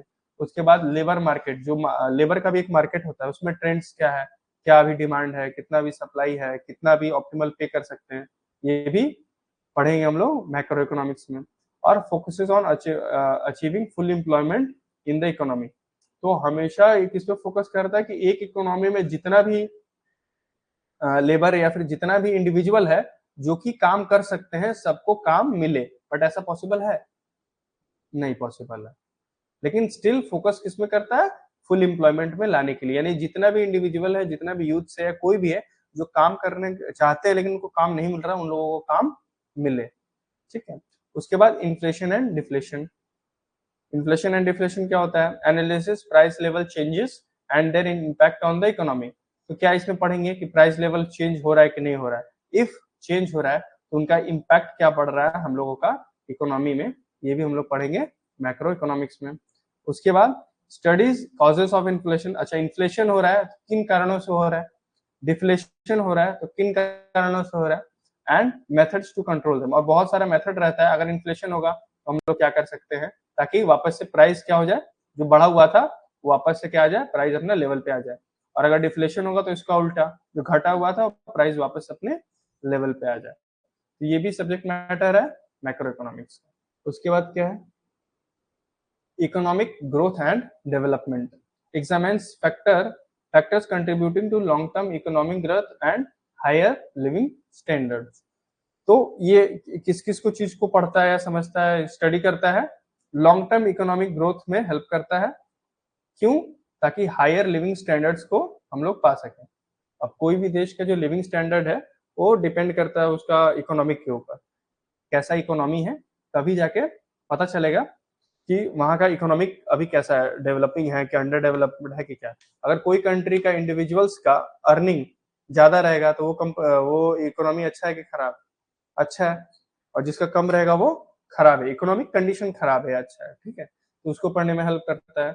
और focuses on policies to foster development and reduce poverty. Foster development मतलब, फॉस्टर मतलब इंक्रीज, डेवलपमेंट को बढ़ाना और पॉवर्टी को घटाना। ये भी subject matter economic growth and development. और उसके बाद वही monetary policies, studies central banking function, जो हम लोग का जितना सारा बैंक्स है वो कैसे फंक्शन करता है। रेगुलेशन ऑफ मनी सप्लाई, एक इकोनॉमी में कितना मनी सर्कुलेट करना चाहिए, कितना सप्लाई करना चाहिए, उसका स्टडी। इंटरेस्ट रेट, जैसे हम लोग कुछ भी लोन लेते थे, एक इंटरेस्ट रेट रहता है, तो वो कैसे कैलकुलेट होता है, उतना इंटरेस्ट रेट क्यों रहना चाहिए, वो पड़ता है। और क्रेडिट, क्रेडिट मतलब लोन, कितना लोन देना सही है, क्रेडिट लेवल कितना होना चाहिए, स्कोर, वो सब इसका सब्जेक्ट मैटर होगा। और मॉनेटरी पॉलिसी का बेसिकली एम किस पे करता है? To stabilize the economy through monetary tools. मतलब बहुत सारा टूल्स होता है मॉनेटरी टूल्स, उसका हेल्प से हम लोग कैसे एक इकोनॉमी को स्टेबलाइज कर सकें for a longer period of time, sustainable development. उसमें भी हम लोगों को मैक्रो इकोनॉमिक्स हेल्प करता है एक तरह से, ठीक है। और 3 पॉइंट है। और क्या क्या पॉइंट्स है? जैसे physical policy, monetary policy physical policy में डिफरेंस है, एक आगे होगा तो शायद हम बताएंगे बाद में, ठीक है। तो वो क्या है, फिजिकल पॉलिसी किस पे फोकस करता है, government spending, taxation and budgeting to influence economic activity. ठीक है, तो जैसे मॉनेटरी पॉलिसी होता है वो रिगार्डिंग मनी होता है और वो आरबीआई से इश्यू होता है, सेंट्रल बैंक है, हम लोग का आरबीआई है, वहां से इश्यू होता है। और जो फिजिकल पॉलिसी होता है वो गवर्नमेंट यानी फाइनेंस डिपार्टमेंट जो है आप लोग का, गवर्नमेंट ऑफ इंडिया का, वो इश्यू करता है।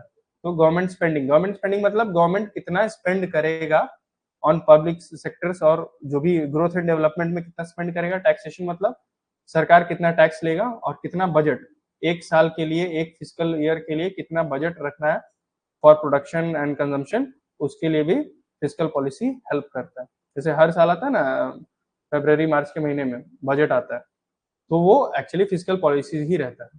ठीक है, और इसके बाद फिजिकल पॉलिसी किस में एम करता है, balancing growth, employment and equity. Equity मतलब सबको इक्वल अर्निंग मिले। ठीक है, तो ये फिजिकल पॉलिसी का एम है, और ये भी किसके अंडर में आता है, मैक्रो इकोनॉमिक्स के अंडर में आता है। और एक जो पॉइंट है, international trade and balance of payment. ठीक, एनालाइजेस ट्रेड रिलेशन, मतलब जितना भी कंट्री इकोनॉमी है आपस में एक्सपोर्ट इंपोर्ट कर रहा है, तो उनके बीच में कैसा रिलेशन है रिगार्डिंग इंपोर्ट एंड एक्सपोर्ट, ये समझाता है हम लोगों को। उसके बाद एक्सचेंज रेट, अब जैसे कि अभी देखेंगे $1 का प्राइस कितना है, 85 रुपीज ऐसे करके है कुछ समथिंग। तो ये जो एक्सचेंज रेट है ये कैसे डिटरमाइन होता है, with the help of market demand supply जो रहता है उसके बेसिस पे भी ये कैलकुलेट होता है, तो उसको भी स्टडी करता है एक्सचेंज रेट्स को। And capital flows between countries, एक कंट्री और दो कंट्रीज के बीच में कैपिटल कैसे फ्लो हो रहा है उसको भी स्टडी करता है इकोनॉमिक्स। ठीक है, मैक्रो इकोनॉमिक्स। और एक इसके ऊपर फोकस करता है, maintaining a favourable balance of payment. Favourable balance of payment मतलब न ज्यादा लोन लिया हो न ज्यादा लोन दिया हो, एक ऐसा कंडीशन। ठीक है, तो जिसमें क्या हो कि आप लोग का बैलेंस हमेशा मेंटेन रह के चले, कुछ भी लाइफ में कुछ भी बैलेंस रहेगा तो ज्यादा हम लोग के लिए अच्छा रहेगा, तो उसको भी इंश्योर करता है कि बैलेंस हमेशा रहे। और macro economics models and theories, तो बहुत सारा मॉडल्स भी है, थ्योरीज है, जिसको हम लोगों को पढ़ना पड़ता है ताकि और चीजें क्लियर हो। तो वेरियस मॉडल, जैसे केनिशियन मॉडल है, क्लासिकल मॉडल है और केनिशियन मॉडल भी है, to explain and predict economic behaviour. तो इसका हम लोग स्टडी करेंगे ना, तो कोई भी इकोनॉमी का हम लोग फीचर देखेंगे तो हम लोग उससे प्रेडिक्ट कर पाएंगे कि इस इकोनॉमी का ग्रोथ होगा या डाउनफॉल होगा या कुछ भी होगा। ये सब थ्योरी हम लोगों को हेल्प करता है पढ़ने में। ठीक है, और उसके बाद क्या, provides framework for policy formation, और एक हम लोगों को फ्रेमवर्क प्रोवाइड करता है कि अच्छा पॉलिसी बनाना है तो कैसे बनाएंगे। हर समय तो पूरा डेटा अवेलेबल नहीं रहेगा, और हम लोग जो पुराना फ्रेमवर्क है उसका हेल्प लेके क्या कर पाएंगे, इजीली पॉलिसी को फॉर्मुलेट कर पाएंगे कि अच्छा इस देश में भी ऐसा हुआ था, तो हम लोग यही वाला अगर फॉलो करेंगे तो जो उसका प्रॉब्लम सॉल्व हो गया तो इसका भी प्रॉब्लम सॉल्व हो गया। जैसे सपोज करते हैं कि मेरा तबियत खराब हुआ, हम पैरासीटामोल खा लिए। ठीक है, अगर आपका भी तबियत खराब हुआ तो आइदर आप डॉक्टर से देख के 1-2 दिन टाइम लगे, या फिर आप ऐसा करेंगे कि अच्छा इनका भी तबियत खराब हुआ तो पैरासीटामोल खाए, हम भी खाएंगे तो मेरा भी ठीक हो जाएगा। तो उसमें एक फ्रेमवर्क मिल गया आपको कि हाँ पैरासीटामोल खाएंगे तो ठीक हो जाएगा। तो पॉलिसी फॉर्मुलेट करने के लिए भी क्या हम लोगों को ये हेल्प करता है। ठीक है, तो ये मैक्रो इकोनॉमिक्स थोड़ा डाइवर्स टॉपिक है क्योंकि ये entire economy as a whole बात करता है। ठीक है, तो वही कंक्लूजन क्या है कि macro economics addresses large scale economic issues and helps governments and policy makers device strategy for stability, growth and overall societal welfare. ठीक है, तो ये था पूरा मैक्रो इकोनॉमी क्या स्कोप कि क्या क्या हम लोग को पढ़ना है मैक्रो इकोनॉमिक्स में। ठीक है, समझ में आ रहा है।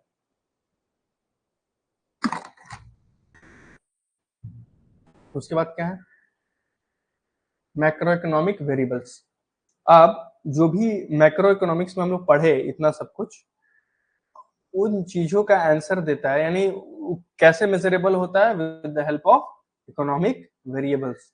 ठीक है, तो वेरिएबल्स क्या करता है, हम लोग को मेजरमेंट प्रोवाइड करता है। जैसे इन्फ्लेशन है, तो कितना इन्फ्लेशन है, तो इन्फ्लेशन एक क्या हो गया, मैक्रो इकोनॉमिक वेरिएबल हो गया।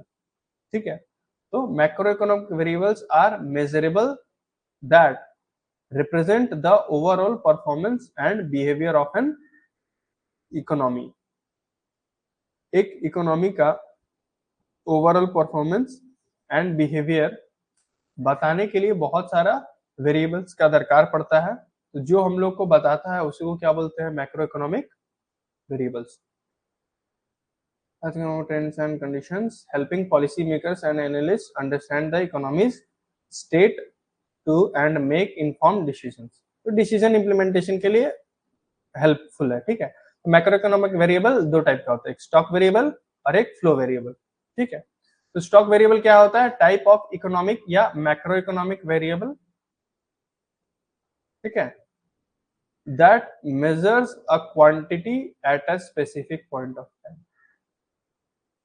जैसे बैलेंस शीट हम लोग कब बनाते हैं, हर दिन का बनाते हैं कि एक टाइम पे बनाते हैं, एक टाइम पे, तो वो क्या है, स्टॉक वेरिएबल, ठीक है।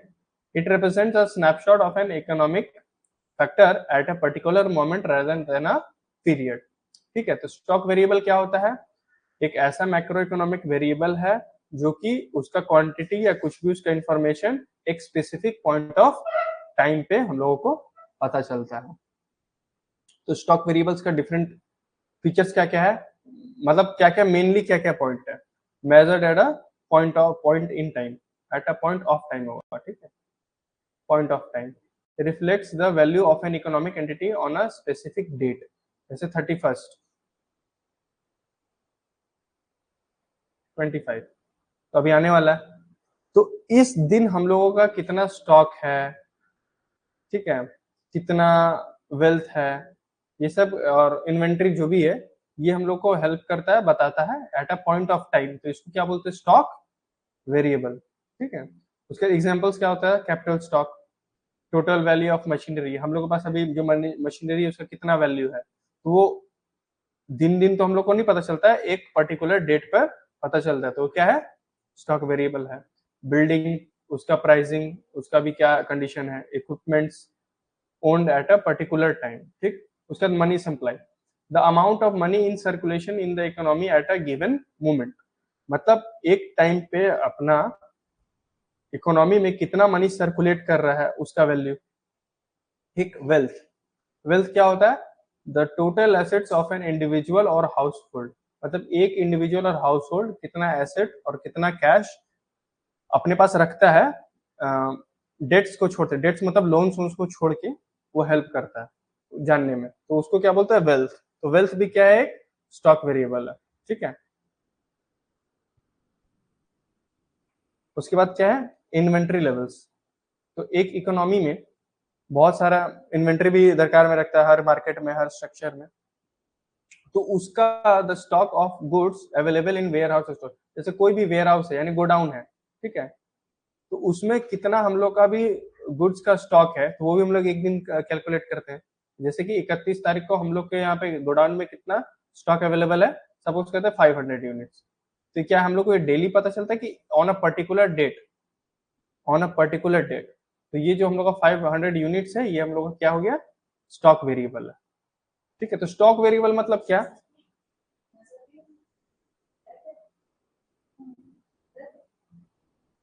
तो स्टॉक वेरिएबल क्या हो गया, एक ऐसा वैल्यू वेरिएबल है जो हम लोग को on a particular point of time पे ही पता चलेगा, समझ में आया।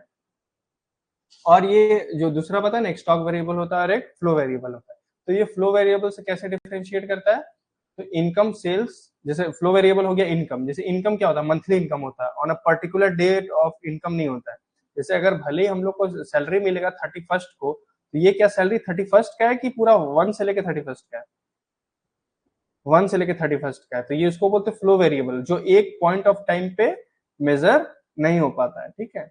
Stock variables do not track changes over time, they are static, तो जो स्टॉक वेरिएबल्स रहता है वो क्या रहता है, स्टैटिक इन नेचर, मतलब over period of time same रहता है, और एक एक दिन हम लोग उसको ढूंढते हैं कि आज कितना था, इस दिन कितना है, एक महीने में कितना है, ऐसा करके। लेकिन जैसे सैलरी हो गया, इनकम हो गया, सेल्स रहता है, ये over a period of time हम लोग कैलकुलेट करते रहते हैं, समझ में। तो उसको बोलते हैं फ्लो वेरिएबल। फ्लो वेरिएबल क्या है, is an economic variable that measures a quantity over a period of time. Stock variable क्या, at a point of time, और ये मेजर करता है over a period of time, ठीक है, rather than a specific point of time। Specific point of time के लिए क्या यूज में आता है, क्यों क्या मेजर करता है, स्टॉक वेरिएबल, और flow variable over a period of time. It captures dynamic activity within an economy, showing the actual accumulation or movement of resources during a given duration. ठीक है, तो स्टॉक और फ्लो में basically क्या difference है? तो stock variable जो भी हम लोग को डेटा प्रोवाइड करता है वो प्रोवाइड करता है on a specific point of time, और जो फ्लो वेरिएबल है वो पूरा एक मंथ, एक ईयर, एक हफ्ता, एक महीना ऐसे करके हम लोग को एक डिटेल प्रोवाइड करता है। ठीक है, की फीचर्स क्या है फ्लो वेरिएबल का? Measured over a period of time, reflects quantities over a specified period such as day, month और ईयर। एक मंथ का सैलरी क्या है, एक ईयर में मेरा अर्निंग्स कितना हुआ, एक दिन में हम कितना कमाए, कुछ भी किए, वो क्या होता है? फ्लो वेरिएबल है। तो वो measured over a period of time, particular कोई एक डे में वो मेजरेबल नहीं है। जैसे एग्जांपल इनकम, तो हम लोग बोलते हैं कि आज जैसे कि क्या है, the amount of money earn over a month और ईयर, एक महीने एक साल में हम लोग कितना कमाए। ठीक है, एक्सपेंडिचर वही सेम, एक स्पेसिफिक पीरियड में हम लोग कितना एक्सपेंसेस किए। Production, production quantity of goods and services produced in a time frame, एक महीने में हम लोग कितना प्रोड्यूस किए, एक साल में कितना हम लोग प्रोड्यूस किया। और savings, the total amount saved over a period of time. तो कुछ भी हम लोग इनकम करते हैं उसका दो ही पार्ट होता है, एक हम लोग सेव करते हैं और दूसरा हम लोग क्या करते हैं, एक्सपेंस कर देते हैं। ठीक है, तो जो एक्सपेंस कर दिए वो तो अपना एक्सपेंसेस, और जो उसमें से बचा के सेविंग्स कर लिए अपना सेविंग्स, और सेविंग्स में ही बाद में हम लोग उसको क्या करते हैं, फिर इन्वेस्टमेंट भी करते हैं। ठीक है, तो ये सब क्या है? फ्लो वेरिएबल्स है। इनकम, एक्सपेंडिचर, प्रोडक्शन, ये सब अपना फ्लो वेरिएबल्स है। और स्टॉक वेरिएबल से कैसे डिफरेंट है? फ्लो वेरिएबल्स आर डायनेमिक और स्टॉक वेरिएबल क्या था? स्टैटिक। ठीक है, and show changes over time, और एक टाइम में कितना चेंजेस हुआ वो भी हम लोग को बताता है। अच्छा, ये वाला एक बार डिफरेंस पढ़ो और पढ़ के बताओ, कोई पॉइंट समझ नहीं है। वही सब सेम ही है, कुछ कुछ वर्डिंग है, कुछ ऐसा डिफरेंस है। ठीक है,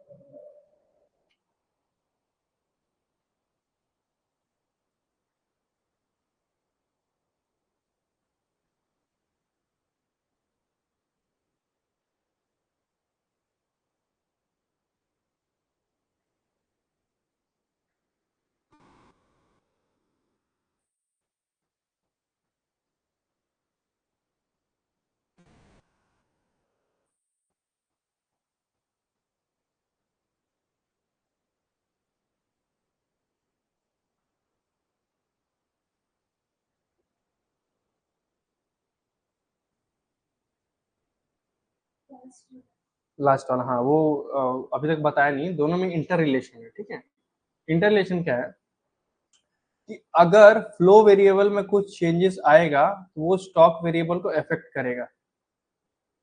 ठीक है, जैसे कि हम लोग अभी यहाँ पढ़े थे, स्टॉक वेरिएबल का एक एग्जांपल क्या है? कैपिटल स्टॉक यानी मशीनरी। ठीक है, तो अगर मेरा इनकम क्या है,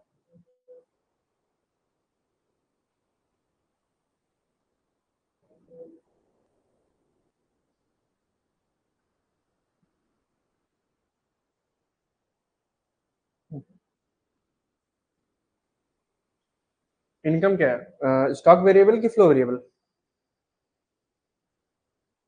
हम लोग जो अर्न करते हैं, कोई भी इनकम करते हैं, एक टाइम पे करते हैं कि ओवर पीरियड ऑफ टाइम करते हैं, महीने में, साल में करते हैं, तो क्या स्टॉक वेरिएबल है कि फ्लो वेरिएबल है? फ्लो वेरिएबल है। तो जो हम लोग का इनकम है वो फ्लो वेरिएबल है। तो अगर मान लीजिए हम लोग का इनकम बढ़ा, ठीक है, तो अभी अपना कंपनी में कितना मशीनरी था, हम सपोज करते हैं कि अभी एक मशीनरी लगा रहे हैं। ठीक है, तो हम लोग अगर इनकम अच्छा बढ़ेगा, इनकम बढ़ा इसका मतलब क्या, अपना प्रोडक्ट सेल हो रहा है, तो हम लोग प्रोडक्शन बढ़ाएंगे। तो प्रोडक्शन बढ़ाने के लिए हम एक और मशीनरी परचेज किए। इधर क्या हुआ, अपना फ्लो वेरिएबल बढ़ा, उसकी वजह से क्या हुआ, हम लोग मशीनरी अब दो यूज कर रहे हैं, तो अपना मशीनरी का भी value, total value of machinery या फिर मशीनरी भी अपना बढ़ा। तो यानी फ्लो वेरिएबल के बढ़ने से क्या हुआ, अपना स्टॉक जो था वो भी बढ़ा। इसी पॉइंट को यहाँ पे बताया कि जो फ्लो वेरिएबल है वो क्या करता है, स्टॉक वेरिएबल्स में चेंज ला सकता है। अब जैसे कि वेल्थ, वेल्थ क्या होता है? वेल्थ अपना स्टॉक वेरिएबल है कि कितना अपना वेल्थ है। इनकम और वेल्थ अलग होते हैं। इनकम मतलब कितना आप कमा रहे हैं, और वेल्थ मतलब कितना आप कमा चुके हैं, आपके पास पड़ा हुआ है। आपका एसेट्स, आपका कैश और जो भी आपका प्रॉपर्टी है वो आपका वेल्थ होता है, ठीक है। तो अगर आज के डेट में आपका वेल्थ सपोज करते हैं उसका वैल्यूएशन करते हैं 1 करोड़ का है, ठीक है, 24 का है ये बात। अब 2025 में क्या हुआ, आपका इनकम बढ़ेगा, आप नया प्रॉपर्टी खरीदे, सब कुछ किए, और हो सकता है कि आप बहुत सारा सेविंग्स किए, सेविंग्स ऐड करके ये हो गया मेरा 1.2 CR। तो मेरा 2024 में जो वेल्थ था वो कितना है, 1 करोड़, और 2025 में कितना हो गया, 1.2 करोड़। और सेविंग्स हम लोग का क्या है, फ्लो वेरिएबल, यानी फ्लो वेरिएबल बढ़ा तो अपना वेल्थ बढ़ा।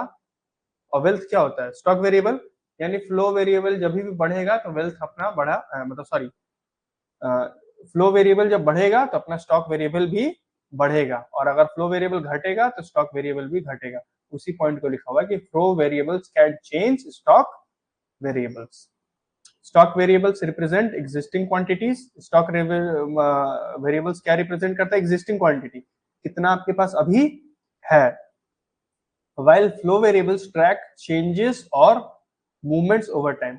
और फ्लो वेरिएबल्स हम लोग को पता चलता है अगर कोई मशीनरी चेंज किया, या फिर दूसरा मशीनरी उसकी जगह पे लाया, या फिर कुछ और भी जितना भी मूवमेंट और चेंजेस है ना, वो हम लोग को हेल्प करता है फ्लो वेरिएबल। क्यों, क्योंकि फ्लो वेरिएबल क्या है, डायनेमिक है, और स्टॉक वेरिएबल क्या है, स्टैटिक है। समझ में आया डिफरेंस स्टॉक वेरिएबल्स का और फ्लो वेरिएबल्स का।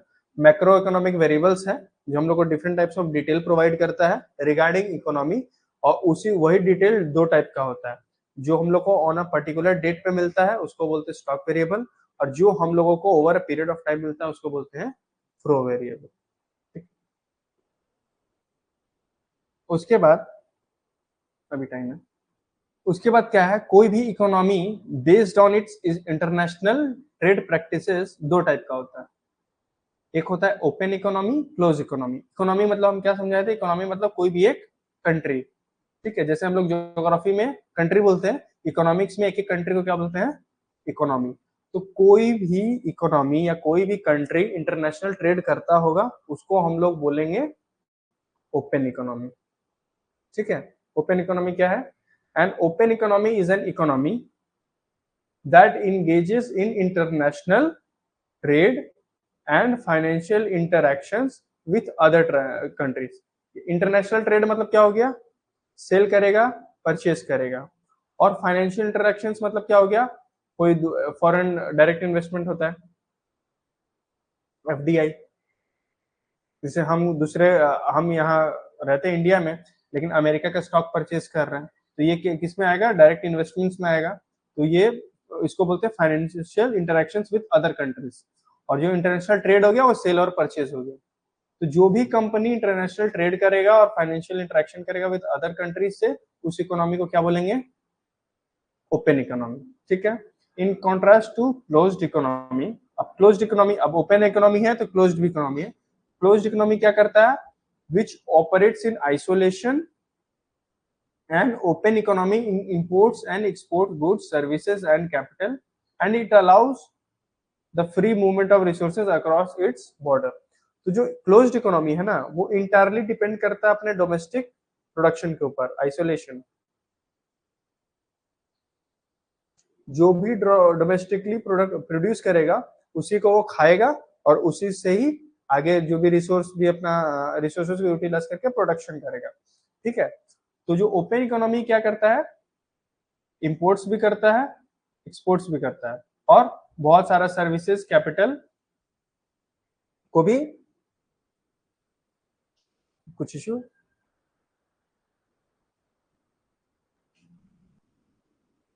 प्रोवाइड करता है, ठीक है।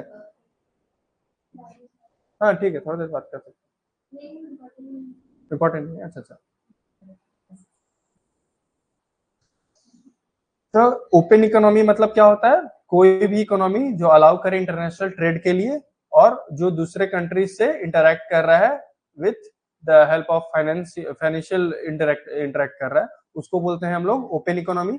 क्लोज्ड इकोनॉमी इसका अपोजिट है, जो कोई भी एक्सटर्नली कुछ भी इंपोर्ट एक्सपोर्ट या बाहर से कुछ भी फाइनेंशियल रिलेशंस नहीं रखता है, ठीक है। एग्जाम्पल क्या होता है, different types of example, United states, Germany. अभी के करंट सिनेरियो में कोई भी ऐसा देश नहीं है जो इंटरनेशनली ट्रेड नहीं करता है। यूएसए, जर्मनी, इंडिया सब इंपोर्ट एक्सपोर्ट करता है। ठीक है, तो ये हो गया अपना ओपन इकोनॉमी। तो जो ओपन इकोनॉमी होता है उसका की फीचर्स या कैरेक्टरिस्टिक्स क्या होता है? पहला चीज तो ये लोग इंटरनेशनल ट्रेड करेगा, फॉरेनली दूसरे दूसरे कंट्रीज से इन्वेस्टमेंट लेगा और देगा, इन्वेस्टमेंट्स करेगा। Exchange rates involves currency transactions with exchange rates playing a significant role in trade and investment. और इंटरडिपेंडेंस, ये थोड़ा इंपॉर्टेंट है, ये समझना। ठीक है, इंटरनेशनल ट्रेड तो समझ गए, एक्सपोर्ट करेगा, इंपोर्ट करेगा। और फॉरेन इन्वेस्टमेंट मतलब हम आपका इकोनॉमी में इन्वेस्ट करेंगे, आप भी मेरे में करो, ऐसा करते। जरूरी नहीं है कि हम करेंगे तो आप भी करो, हम कर सकते हैं आप भी कर सकते हैं, ऐसा। और क्या एक्सचेंज रेट मतलब क्या होता है? इंडिया का करेंसी क्या है? रुपी। और यूएसए का डॉलर्स। वैसे और कोई कंट्री अगर जाएंगे तो उन लोग का अलग अलग डिफरेंट डिफरेंट कंट्रीज है और डिफरेंट डिफरेंट सबका करेंसी है। तो क्या सब में एक इक्वल लेवल ऑफ कोई भी प्राइसिंग रख सकते हैं हम लोग? जैसे हम बोलेंगे कि इंडिया में 1 रुपए में एक चॉकलेट मिलता है, ठीक है, सपोज करते हैं 1 रुपए वाला पल्स। तो क्या हम $1 देके वो पल्स खरीद पाएंगे? ऑब्वियसली खरीद लेंगे, उससे ज्यादा खरीदेंगे, क्योंकि $1 कितना, एक 85 rupees is equal to $1, suppose करते हैं अभी। यानी जो ये वैल्यू आया कि $1 का वैल्यू 85 रुपीज रहेगा, ये विद कैसे आया? With the help of exchange rates. तो ये भी डिपेंड करता है डिमांड और सप्लाई का जो वो रहता है, पोजीशन रहता है, जो डेली फ्लक्चुएट होता है। तो उसी से एक एक्सचेंज रेट हम लोग का डिराइव होके आता है। तो सपोज करते हैं आज 85 है, कल 86 हो सकता है, परसों 84 हो सकता है। तो ये भी एक्सचेंज रेट हम लोगों को हेल्प करता है। ओपन इकोनॉमी का एक फीचर होता है कि एक्सचेंज रेट में बात करता है। ठीक है, तो ये हेल्प एक्चुअली ऐसा कुछ नहीं है कि कुछ अलग चीज है, बेसिकली हेल्प करता है हम लोगों को, ताकि हम लोग एक वॉल्यूम, एक फिगर में हम लोग सब चीजों को डिराइव करके दिखा सकें इंटरनेशनली। अब अलग अलग कंट्री का अलग अलग करेंसी है, तो हर करेंसी का अलग अलग रिपोर्ट बनाए। इससे अच्छा हम बोल दें कि हम डॉलर में ही पूरा रिपोर्ट बना के देंगे आपको, तो उससे आप अपना चेंज करके समझ सकते हैं। अब चाइना वाला अपना देखेगा कि हाँ मेरा भी डॉलर का रेट में इतना भी चल रहा है, तो उसके हिसाब से करेगा। रशिया अपना देखेगा, डिफरेंट डिफरेंट कंट्रीज अपना डिफरेंट डिफरेंस करके ऐसे करके देखेगा। और इंटरडिपेंडेंस मतलब क्या होता है? कि economic performance is influenced by global markets, trade policies and external economic events. अब इंटरडिपेंडेंस मतलब कि अगर हम आपका कंपनी से, अगर हम आपका, जैसे अमेरिका है, इंडिया है, अमेरिका कुछ चीज एक्सपोर्ट कर रहा है इंडिया को, और इंडिया भी कुछ चीज एक्सपोर्ट कर रहा है अमेरिका को। तो जो अमेरिका के लिए एक्सपोर्ट है, इंडिया के लिए क्या है? इंपोर्ट। और इंडिया के लिए जो एक्सपोर्ट है, अमेरिका के लिए क्या है? इंपोर्ट। ठीक है, तो क्या ये दोनों कंट्री कुछ ना कुछ प्रोडक्ट और सर्विसेज एक दूसरे को एक्सपोर्ट इंपोर्ट कर रहा है, तो ये एक दोनों के बीच में रिलेशन स्टैब्लिश कर रहा है। तो इस रिलेशन को अगर आगे बढ़ा के लेके चलना है, तो दोनों के बीच में इंटरडिपेंडेंस होना ही पड़ेगा। अगर ये इंडिया अमेरिका के ऊपर थोड़ा सा डिपेंडेंट रहना पड़ेगा, और अमेरिका को भी इंडिया के ऊपर थोड़ा डिपेंडेंट रहना पड़ेगा, उसी को बोलता है इंटरडिपेंडेंस। ठीक है, इंडिया कुछ भी, जैसे कि मान लो कि हम लोग यहाँ से इंडिया से चाय पत्ती करता है, तो टी लीव्स को करता है एक्सपोर्ट, तो अभी सपोज करते हैं 500 रुपीज में कर रहा है। तो अचानक किसी इंडिया बोले कि नहीं, हम अमेरिका के लिए अब इसका प्राइस हम बढ़ा के कर देंगे 1000 रुपया, क्या ये चलेगा? नहीं चलेगा। तो इंडिया को ऐसा पॉलिसी रखना पड़ेगा ताकि प्रॉब्लम ना हो। क्यों? क्योंकि अगर प्रॉब्लम हुआ तो जो इंटरडिपेंडेंस है, अब फिर अमेरिका भी कुछ बदमाशी करेगा, बोलेगा नहीं हम भी अपना प्राइस ऐसे फ्लक्चुएट करेंगे, चाहे कुछ भी करेंगे। तो दोनों का देख के चलना पड़ेगा। जैसे क्या देख के चलना पड़ेगा? पहला तो ग्लोबल मार्केट देख के चलना पड़ेगा, ग्लोबल मार्केट में क्या डिमांड सप्लाई है। ट्रेड पॉलिसीज, ऐसा ट्रेड पॉलिसी रखना पड़ेगा जो दोनों कंट्रीज को ही सुटेबल हो। ठीक है, जैसे कॉन्ट्रैक्ट होता है कुछ भी, तो दोनों का देखा जाता है कॉन्ट्रैक्ट कि हाँ ठीक है, आपका भी फेवरेबल हो, मेरा भी फेवरेबल हो। और इकोनॉमिक, एक्सटर्नल इकोनॉमिक इवेंट्स होता है, जैसे अभी वर्ल्ड वार हो गया कहीं पे, या कुछ भी कोई कंपनी का डाउनफॉल, इकोनॉमी का डाउनफॉल हो गया, तो सबको देख के एक इंटरडिपेंडेंसी दोनों कंपनी के, कंट्री के ऊपर रहना पड़ेगा। क्यों? क्योंकि अमेरिका को भी कुछ चीज ऐसा है जो इंडिया से लेना है, और अमेरिका को और इंडिया को भी कुछ चीज ऐसा है जो अमेरिका से लेना है। तो दोनों को साथ में चलना पड़ेगा। ठीक है, तो ये बहुत सारा बेसिक बेसिक और जो क्रूशियल कैरेक्टरिस्टिक्स होता है ओपन इकोनॉमी का। पहला चीज इंटरनेशनल ट्रेड होगा, फॉरेन इन्वेस्टमेंट एक्सेप्ट करेगा, जो भी एक तो स्टैंडर्ड एक्सचेंज रेट होगा, और जो भी कंट्रीज ओपन इकोनॉमी है उन लोगों के बीच में इंटर डिपेंडेंस रहेगा। समझ में आया? उसके बाद क्लोज्ड इकोनॉमी। क्लोज्ड इकोनॉमी क्या होता है? एकदम उसका अपोजिट, जो भी इकोनॉमी फॉरेन ट्रेड में पार्टिसिपेट नहीं करता है। जैसे closed economy is one that does not engage in international trade or financial interactions with other countries। Cell purchase भी नहीं करता है और इन्वेस्टमेंट या कोई भी सर्विसेज भी प्रोवाइड, फाइनेंशियल सर्विसेज भी प्रोवाइड नहीं करता है। It operates in isolation. Isolation खुद में रहता है, दूसरे से इसको मतलब नहीं है। Relying entirely on domestic production, यानी जो भी डोमेस्टिकली प्रोड्यूस करेगा उससे ही इसको चलना पड़ेगा। सपोज करते कोई एक ऐसा कंट्री है जहां पर राइस नहीं होता, सपोज करते हैं, ठीक है, लेकिन वो क्लोज्ड इकोनॉमी है, तो क्या वो इंडिया से राइस इंपोर्ट करेगा? नहीं करेगा। राइस नहीं है, नहीं है, हम अपने में चलेंगे। तो जो भी डिपेंड करेगा अपने डोमेस्टिक प्रोडक्शन के ऊपर ही डिपेंड करेगा, and consumption to meet needs of his population, और उसी के बेसिस पे अपना जो जो भी अपना वो है पॉपुलेशन है उसका नीड्स को सेटिस्फाई करने का कोशिश करेगा। एग्जाम्पल, अब ऐसा बताया कि अभी कोई ऐसा क्लोज्ड इकोनॉमी नहीं है, लेकिन अभी सबसे ज्यादा रेस्ट्रिक्शंस अगर डील करना होगा तो किसमें करना पड़ेगा? North Korea. नॉर्थ कोरिया का जो भी अभी थोड़ा पॉलिसीज है वो बहुत स्ट्रिक्ट है, जो कि मोटा मोटी लगता है क्लोज्ड इकोनॉमी के जैसा। तो ये हमेशा याद रखिएगा, जब भी इसका एग्जांपल लिखिए क्लोज्ड इकोनॉमी का, तो एक वर्ड बहुत है कि with often cited closest example, ठीक है। तो ऐसा अभी के टाइम पे कोई क्लोज्ड इकोनॉमी नहीं है, लेकिन जो क्लोजेस्ट एग्जांपल है वो कौन सा है? नॉर्थ कोरिया का, ठीक है। ये क्या करता है? थोड़ा कम एक्सपोर्ट करता है, कम इंपोर्ट करता है, बाहर में उतना रिलेशन नहीं रखता है, और अगर किसी कंट्री से इंपोर्ट एक्सपोर्ट भी करता है तो वहाँ रूल्स बहुत हेवी लगा के रखा हुआ है, ठीक है। तो उसको बोलता है क्लोज्ड इकोनॉमी। समझ में आया ना? Open economy, closed economy, basically जो भी फॉरेन ट्रेड करेगा वो ओपन इकोनॉमी, जो नहीं करेगा वो क्लोज्ड इकोनॉमी। अब इसका की फीचर्स क्या है? पहला बात तो कोई भी इंपोर्ट एक्सपोर्ट नहीं होगा, सेल्फ सफिशिएंसी के ऊपर रन करेगा।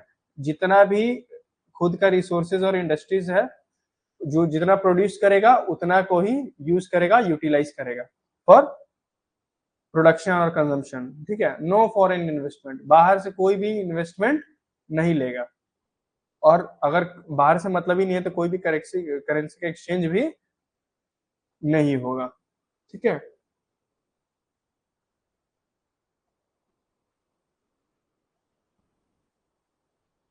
अब ये डिफरेंस एक बार पढ़ लो, सब जो समझा दिए सब पॉइंट्स, एक बार तभी पढ़ के देख लो।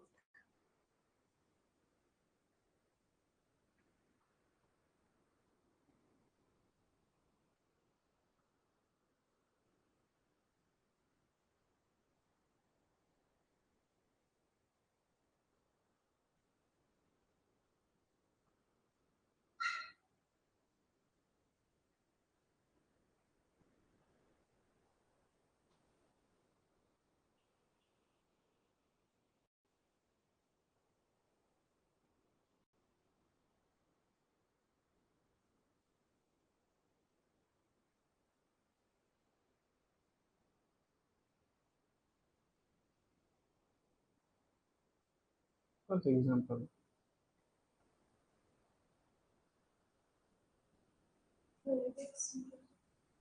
प्रोहिबिट्स मतलब अलाउ नहीं करता है, अलाउ करता है, या लिख सकते हैं डज नॉट अलाउ। प्रोहिबिट्स की जगह does not allow foreign investment. जो दो की टर्म है वो यही है,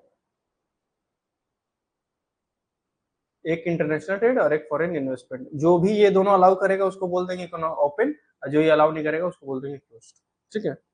और उसके बाद ये डिफरेंट उसको एलिबोरेट करेंगे तो आ जाएगा एक्सचेंज रेट। और इकोनॉमिक इंडिपेंडेंस ये क्या? अगर कोई भी इकोनॉमी है जो बाहर से ना एक्सपोर्ट कर रहा है ना इम्पोर्ट कर रहा है, तो क्या वो दूसरे का इकोनॉमी के ऊपर डिपेंड करेगा अपना सस्टेनेंस के लिए? नहीं करेगा। तो इंडिपेंडेंट है, उसको जैसा ग्रोथ जो भी अपना करना है, जो भी अपने डिसीजन है वो इंडिपेंडेंट होकर करेगा। लेकिन जो कंट्रीज इंटरडिपेंडेंट है यानी ओपन इकोनॉमी है, उन लोग को जो भी अपना पॉलिसी या कुछ भी करता है वो लोग को ग्लोबल ट्रेंड्स को देख के करना पड़ेगा, क्योंकि उसको बाहर का कंट्री से मतलब है, ठीक है। समझ में आएगा? ओपन एंड क्लोज सिंपल है बहुत, एकदम सिंपल सिंपल टॉपिक है, एक एक पॉइंट पे ही लोग डिफरेंशिएट कर रहा है। तो शुरू से भी हम लोग कोई भी देखे डिफरेंस, उसमें भी ऐसे ही करके चल रहा है, ठीक है। अब जो गुड्स होता है, अब जो भी हम लोग का प्रोडक्शन करेंगे कोई भी एक इकोनॉमी में, तो हम लोग या प्रोडक्शन करेंगे तो या तो कुछ सर्विसेज प्रोवाइड करेंगे या फिर कुछ गुड्स को प्रोड्यूस करेंगे, ठीक है। तो सर्विसेज डिफरेंट टाइप का होता है, गुड्स भी डिफरेंट टाइप्स का होता है। तो इधर हम लोग जो दो गुड्स का दो पार्ट देखेंगे, एक होता है कैपिटल गुड्स, एक होता है कंज्यूमर गुड, ठीक है। तो ये दोनों के बारे में भी हम लोग पढ़ेंगे। सर्विसेज क्या होता है, इनटेंजिबल होता है, और गुड्स क्या होता है, टेंजिबल होता है। टेंजिबल मतलब जिसको हम लोग फील कर सकते हैं, जिसको हम लोग देख सकते हैं। इनटेंजिबल मतलब जिसको हम लोग फील नहीं कर सकते, देख नहीं सकते हैं, ठीक है। तो यही अभी अभी दो चीज को कवर करेंगे, पहला कैपिटल गुड और दूसरा कंज्यूमर गुड। इसका भी एक ही पॉइंट का डिफरेंस है कि जो भी गुड हम लोग परचेज करते हैं फॉर फर्दर प्रोडक्शन, उसको हम लोग बोलेंगे कैपिटल गुड, और जो भी गुड हम लोग परचेज करते हैं फॉर आवर कंजम्पशन, उसको बोलते हैं कंज्यूमर गुड। समझ में है? जैसे capital good is a physical asset that is used by businesses to produce goods and services, ठीक है। अब जैसे कि एक हम लोग केचप खरीदे, ठीक, तो एक अरसलान खरीदा और एक हम खरीदे। तो अरसलान क्या कर रहा है, वही केचप खरीदा, उसको रोल में या चाउमीन में देके बेच रहा है। हम जो केचप खरीदे हैं वो क्या कर रहे हैं, अपने घर में खुद से ही कंज्यूम कर ले रहे हैं। तो अरसलान के लिए यही केचप क्या हो गया, कैपिटल गुड, और मेरे लिए ये क्या हो गया, कंज्यूमर गुड, क्योंकि हम उसको डायरेक्टली कंज्यूम कर रहे हैं। लेकिन अरसलान क्या कर रहा है, उसको थोड़ा मॉडिफाई कर रहा है, उसको हेल्प कर रहा है, उसके उसका हेल्प क्या करने के लिए, फर्दर प्रोडक्शन के लिए। जैसे एक कार का एग्जांपल आप समझते हैं, दूसरा एग्जांपल कार। एक कार खरीदा उबर, एक कार खरीदे हम क्या कर रहे हैं, खुद से चला रहे हैं, और उबर क्या कर रहा है, उसको रेंट पे देके चलवा रहा है, तो उससे वो अर्निंग कर रहा है। तो उबर के लिए ये कार क्या हो गया, मेरे लिए क्या हो गया। समझ में आ रहा है डिफरेंस? तो कोई भी प्रोडक्ट या कोई भी कमोडिटी कैपिटल है या कंज्यूमर है, क्या डिपेंड किस पे करता है, बेस्ड ऑन इट्स यूज। अगर वो डायरेक्ट कंजम्पशन के लिए है तब वो हो जाएगा कंज्यूमर गुड, अगर उसको फर्दर और उससे कुछ प्रोडक्शन करना है उसको हम लोग बोलते हैं कैपिटल गुड। और यहाँ पे जैसे लिखा हुआ, unlike consumer goods which are directly used by consumers, capital goods are not finished products, ठीक है। फिनिश्ड प्रोडक्ट मतलब क्या है, कोई ऐसा प्रोडक्ट जो पूरे तरह से कंप्लीट उसका प्रोडक्शन हो चुका है, अब वो सेल होने के लिए रेडी है, तो वो लोग फिनिश्ड प्रोडक्ट नहीं रहता है, उसमें और थोड़ा फर्दर ट्रीटमेंट का दरकार रहता है for consumption. Instead they aid in the production process, वो हेल्प करते हैं, किसमें हेल्प करते हैं, प्रोडक्शन पर्पस के लिए। अब जैसे एग्जांपल क्या हो गया कैपिटल गुड्स का, जैसे मशीनरी, जैसे कोई एक सपोज करते हैं एक बिजनेस है, वॉशिंग मशीन, वो क्या करता है, कपड़ों को धोबी वाला बिजनेस होता है, तो वो अगर एक मशीनरी उसके लिए क्या हो गया, वॉशिंग मशीन। अगर वो वॉशिंग मशीन खरीद रहा है कपड़ों को धोने के लिए, तो उसके लिए वॉशिंग मशीन क्या हो गया, कैपिटल गुड। और अगर हम घर में अपने लिए लिए खुद के कपड़ों को धोने के लिए, तो हम लोग के लिए क्या हो गया, कंज्यूमर गुड्स। वैसे डिफरेंट टाइप्स ऑफ, जैसे बिल्डिंग हो गया, अगर हम ये बिल्डिंग पर, ये रूम जैसे है, ठीक है, इसको हम रेंट पे लिए खुद रहने के लिए, कंज्यूमर गुड। और इसमें अगर हम अभी अपना बिजनेस रन कर रहे हैं तो क्या हो गया, कैपिटल गुड, ठीक है। तो ये different types of capital goods हो गया, ठीक है। और इसका की फीचर्स क्या है, ये फर्दर प्रोडक्शन में फैसिलिटेट करेगा, यानी और इस गुड को लेकर हम लोग और फर्दर प्रोड्यूस कर सकते हैं। नॉट फॉर डायरेक्ट कंजम्पशन, उसको हम लोग डायरेक्टली कंज्यूम नहीं करेंगे, उसको हेल्प, उसका हेल्प लेकर हम लोग क्या करेंगे, फर्दर प्रोड्यूस करेंगे। और ड्यूरेबल इन नेचर होता है, यानी मोटा मोटी जो ये सब कैपिटल गुड्स होता है थोड़ा ड्यूरेबल होता है, जो लॉन्ग लास्टिंग होता है, लंबे समय तक चलता है, ठीक है। अब इसके बाद क्या होता है, फाइनल, एक तो फेमस क्वेश्चन है, कभी कभी सीयू में पूछता है, क्या है ना, final good be a capital good. तो आंसर है यस। फाइनल गुड मतलब क्या हो गया, एक ऐसा गुड जो पूरी तरह से कंप्लीटली रेडी है फॉर सेल। जैसे कि हम एग्जांपल दिए थे ना कार का, अगर कार हम ले चाहे उबर ले, तो क्या उबर वाला को अलग कार देगा और मेरे को अलग कार देगा, हम्म? वो कार एक ही है, वो कार क्या फिनिश्ड है कि और कार में और कुछ प्रोडक्शन हम लोग को करना पड़ेगा। अगर उबर को तो ऐसा नहीं देगा ना कि आपको हम कार दे दे रहे हैं, आप उसको क्या करिए कि आप उसके अंदर चक्का लगा लीजिए, और मेरे को देगा कि हम आपको चक्का लगा के देंगे, नहीं, सबको एकदम सेम कर देगा। तो यानी फिनिश्ड गुड बेचेगा। जैसे केचप का भी दिए, तो ऐसा नहीं कि अर्सलान को, अरसलान जो भी है उसको केचप देगा तो उसको बोलेगा कि हम आपको पैक करके नहीं देंगे, आपको पॉलिथीन में दे देंगे, और मेरे को देगा तो हमको एक तो अच्छा सा ब्रांडिंग करके देगा, सबको इक्वली देगा, तो उसको क्या बोलते हैं, फाइनल गुड। मतलब उसमें और कोई फर्दर ट्रीटमेंट का दरकार नहीं है। तो कहना, क्वेश्चन है कि can a final good be capital good, यानी कोई भी गुड जिसके फर्दर हम लोगों को कुछ प्रोडक्शन नहीं करना है, क्या वो कैपिटल गुड हो सकता है? हाँ, हो सकता है। क्यों? क्योंकि कोई भी गुड कैपिटल है या कंज्यूमर गुड किस पे डिपेंडेंट है? Based on it's use. अगर हम उसको खुद के लिए यूज कर रहे हैं, कंज्यूमर गुड, और अगर उसको हेल्प लेके हम उससे अर्निंग कर रहे हैं, तो उसको क्या बोलते हैं? Capital good. तो आंसर क्या हुआ? Can a final good be a capital good? Yes, a final good can also be a capital good depending on its purpose. Purpose मतलब use. If a final good is used by business, जैसे business क्या हो गया? Uber, to produce other goods, तो produce मतलब Uber क्या है? Service provide कर रहा है, तो उसी को बोलता है produce other goods and services, it is classified as capital good. On the other hand, if the same good, यानी same final good is purchased for personal use or direct consumption, it is considered as consumer good। वो car वाला example जो दिए, वही वाला example है। एक family car खरीद रहा है, उसके लिए क्या है? पर्सनल ट्रांसपोर्टेशन के लिए, उसके लिए क्या हो गया? Consumer good. और एक कोई टैक्सी कंपनी है जो रेंट पे देता है, provide transportation service and generate income, उसके लिए क्या हो गया? Capital good. So whether a final good is a capital good or not depends on intended use। उसको हम लोग कैसे यूज कर रहे हैं उस पर डिपेंड करेगा कि कोई भी गुड अपना फाइनल गुड है या कैपिटल। ठीक है, समझ में आ गया? Final good, capital good, consumer good.